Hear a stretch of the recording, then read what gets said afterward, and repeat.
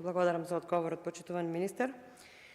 Задоволна сум што од вашето излагање може јасно да се согледа дека Македонија конечно пристапува кон туризмот на стратешки, а не на адхок начин.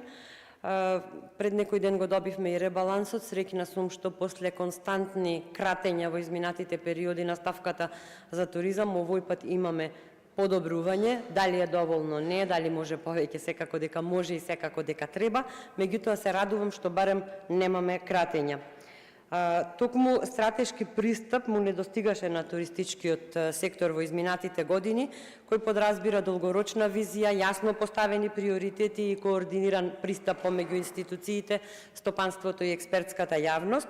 Особено го поздравувам почетокот на процесот за изработка на Националната стратегија за развој на туризмот, фактор што во подготовката се вклучени академската заедница, приватниот сектор, Светска банка, швајцарските развојни агенции и други релевантни чинители, представува гаранција дека документот ќе биде изграден врз реални потреби, меѓународни искуства и мерливи цели, а секогаш кога имаме акциски план со конкретни рокови, ние сме тука за да вршиме надзор над реализацијата на она што се ветило.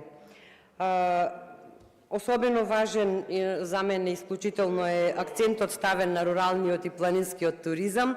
Денес најбрзо растечки сегменти во Европа се токму туризмот базиран на природа, автентични локални искуства, гастрономија и активен одмор. Македонија има извонредни компаративни предности во оваа област и радува што тие потенцијали се препознаени како еден од клучните столбови на идниот развој.